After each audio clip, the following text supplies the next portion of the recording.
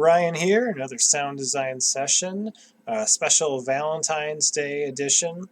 Because what would say I love you more than upping your drum programming skills, right? Am I right?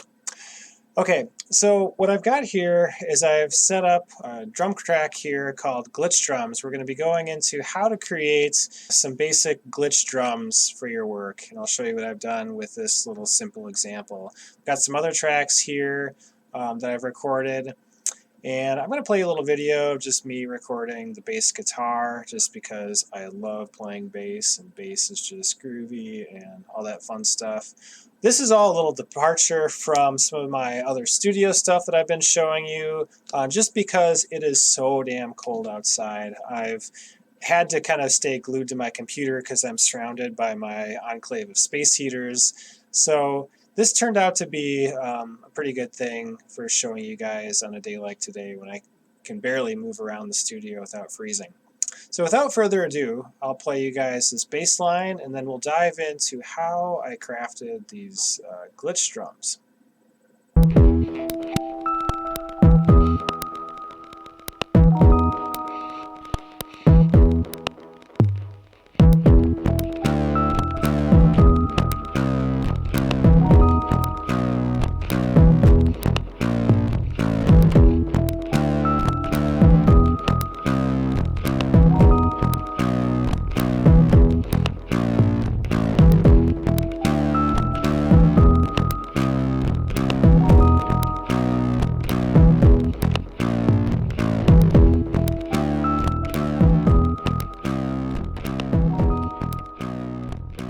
There's the bass line. It's always fun playing bass. Love showing you guys that. I'm going to focus on this track called Glitch Drums. Let's section off just one of the loops here, and I'm going to turn off one of these effects so it's easier to hear.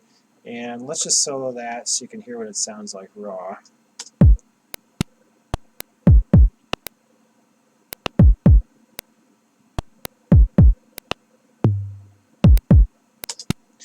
So pretty normal sounding kick drum, but the rest of the percussive sounds in here are just little blips.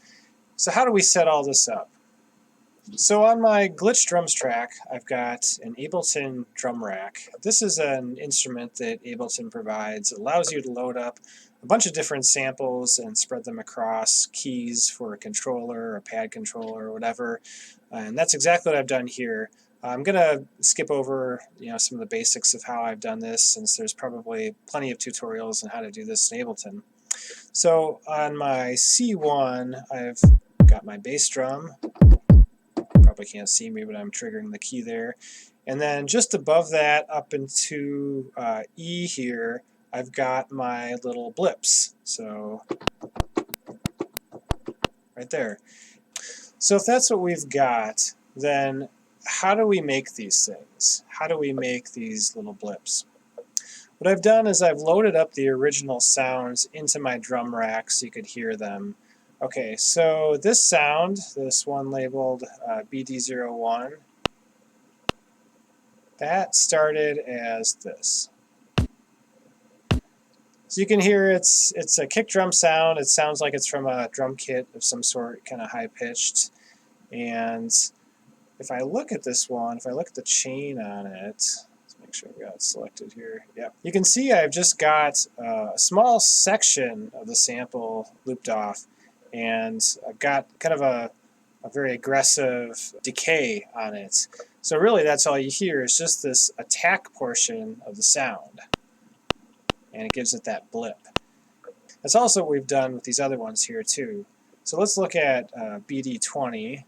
So here's what the original BD20 sounds like. Another natural kick drum sound, and so here's what it turned into again.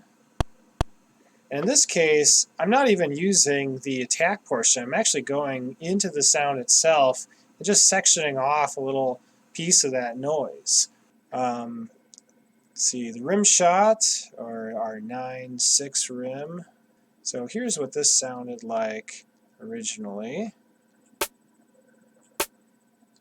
Sounds like it may have been from a drum machine, possibly. So what do we end up here? just a very tight little click almost. And in this case, I've transposed this up about 10 steps, and I'm just using the very front part of the attack on that sound. No fade out at all, and this is also using the one-shot portion, not the classic. And the last one here is this one labeled 1220 snare. Again, just another blip sound. If I play what the original one sounded like, sounds like kind of a like a Roland 909 snare.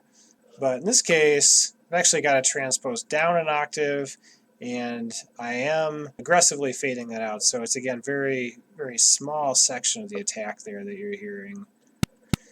And that's the basic technique of creating glitch drums. You just want to take samples of whatever sort. I mean, they don't even have to be drum samples. If you've got a bunch of found objects around and just want to hit them, record what they sound like, that's a perfectly valid way to get these sounds as well. I just happen to have a somewhat extensive sample library at my fingertips, and it was just easier to pull these on and try them out. Either way, you can get to the same sort of sound with whatever you start with.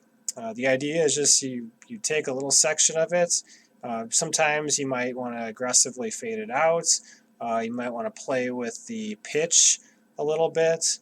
That's kind of the basic starting point for getting glitch drums. So in addition to that, it's also kind of fun to play with different effects and to give each one of these, possibly different effects, or maybe throw in different effects at different times on certain sounds. Maybe like give one like a nice long reverb tail at certain points, create some fancy delays to go with them. Maybe give it some heavy fuzz or saturation at certain points. I mean, the sky's the limit in terms of what you can do with this. But having such small, narrow sounds where it's just a tiny bit of an attack, it really leaves a lot of space in your mix for creative sound design. And that's why I really like glitch drums and like to use them on my compositions. One little thing I was trying here was to add this seriesed delay into my glitch drums. So just to show you how I've got this set up, I've got a return track here with Native Instruments guitar rig, and I've got a couple of delay components on here, also distortion to kind of boost it a bit. The twin delay is actually synced to 16th notes, and then the tape echo I've just got kind of at a random speed, just kind of tune that myself. And in front of that, I've got a real bus to give it kind of some tape color, tape saturation, some warble, just to kind of add to the noise there. So on my drum rack, I only have one of these little blips sending to that. It's this one labeled 0906 rim. It's going out to this return chain, which I've got sending the audio to my rain delay return track. So no other processing there. It's just sending it out to that return track. So if I just trigger that sound, you can hear that cascading delay. And in the context of a drum loop, like that's going to add a lot of revolving delays, sounds, just really kind of fill the mix with those delays. So with the rain delay return track turned on, I'm just going to play this by itself so you can hear what that does.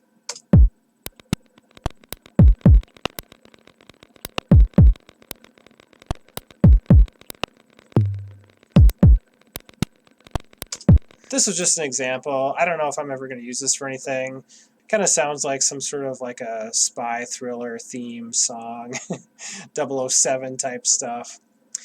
So I hope you got something out of this. I hope you learned a little bit about at least how I create glitch drums. Maybe you can apply it to your own work.